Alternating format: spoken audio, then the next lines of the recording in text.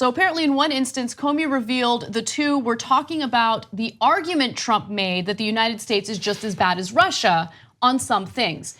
Trump had made that statement during an interview with Bill O'Reilly. And it was a curious statement to make because while the United States certainly is not innocent when it comes to foreign policy, to compare it to some of the things that Vladimir Putin has done, I mean, he has literally murdered journalists who oppose him.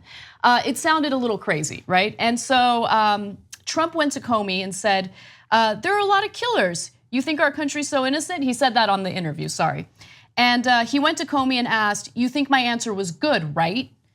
Comey said he thought it was fine except for the killers remark, noting that the US is not the kind of killers that Putin is. Trump didn't like the answer, according to Comey. And that's part of when he started to cool on Comey, like, wait a minute, I'm not sure I like this guy. When I tell you I did a good thing, right? The answer is supposed to be, right, sir, absolutely, sir, you did a wonderful thing. The US has killers just like Putin. I mean, look, he's a child. Everything about him is a child. And he's petulant and any tiny little, he's Trumple thin-skin, right? Any little burst of his ego, and he's like, oh, I don't like this guy, I don't like him.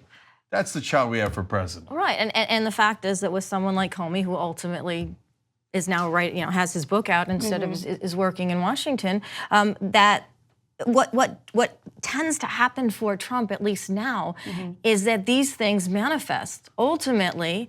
And that doesn't mean that these people won't come up and he could go down based on what they know and what they say. And we have Michael Cohen and others as the potentials for doing that. But it has worked for him. He's that guy in the schoolyard that everybody doesn't like. It's amazing that it hasn't backfired yet. It works. And I think he looks at people as either you can do something for me or you can't. I like you or I don't, but you can do something for me or you can't. And that's what he's lived his entire life on. That's why I don't blame Comey for not being more aggressive when Trump asked for his loyalty in the meeting. Because you say the slightest thing that's against him and you're out. And eventually, of course, he wound up firing Comey anyway. So you guys are absolutely right. It's all about Trump and whether you can help him or not. You're also right that at some point, you take out enough allies and you're gonna be in trouble. You're gonna look around and there's not gonna be anybody left to protect you. Today, I read a story about how he apparently treated Michael Cohen like garbage. New York Times broke that story. Bad mistake. Here's who you don't wanna treat really badly. The guy who has all your secrets. So in a lot of ways, this again confirms tick, tick, tick, tick, tick, tick, tick, tick. He's on the clock. If you wanna get the whole Young Turks show every single day, become a member, tytnetwork.com/join. And once you do, you'll be saying, you know, I'm like a smart person. Or you might say, I think it's weird. Or you might say, oops.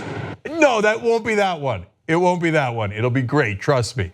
tytnetwork.com/join.